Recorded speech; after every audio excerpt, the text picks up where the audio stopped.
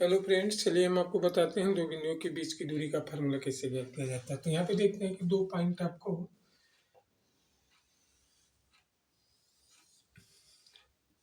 P(x1) y1 आपको दिया है, यहाँ पे Q(x2) और y2 दिया है इस प्रकार से। तो यहाँ पे क्या करेंगे, हम इस प्रकार से लंबवत रेखाएं खींच लेंगे x अक्ष पे।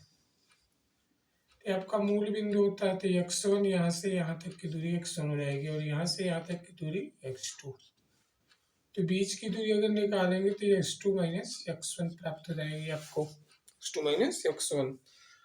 और यहाँ पे इस प्रकार से अगर इसको हम यहाँ पे मिला देते हैं, अच्छा ये रेखा आपकी कितनी लंबी हो जाएगी, y1 हो जाएगी, और ये यहाँ से यहाँ तक y2 हो जाएगी। अगर ये बीच की दूरी निकालेंगे तो y2 माइनस y1।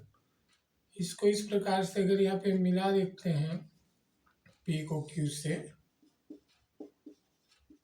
और ये दूरी हम यहाँ पे d मान लेते हैं, दूरी d मान लेते हैं। तो यहाँ पे हम देखेंगे त्रिभुज पी क्यू और इसको आर पॉइंट हम मान लेते हैं, आर समकोण त्रिभुज है, समकोण त्रिभुज है। तो इसमें क्या करेंगे, पी क्यू का स्क्वायर बराबर हो जाएगा P R square plus R Q square. अब इसको डी स्क्वायर ले देते हैं। पी आर का मतलब क्या हो जाएगा, x2 माइनस x1 हो जाएगा, और आर क्यू का मतलब क्या हो जाएगा, y2 minus y1 whole square. तो डी बराबर क्या हो जाएगा, डी बराबर रूट में x2 minus x1 whole square plus y2 minus y1 whole square. इस प्रकार से दो बिंदु के बीच की दूरी का फार्मूला प्राप्त हो जाता है। मान लीजिए एक पॉइंट इसमें मूल बिंदु दिया है,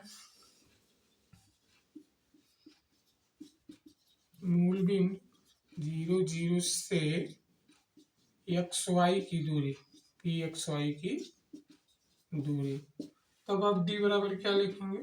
अगर एक बिंदु मूल बिंदु है तो फिर इन पॉइंटों का वर्ग करके जोड़ दिया जाता है। इस प्रकार से दो बिंदु के बीच की दूरी का फार्मूला प्राप्त हो जाता है।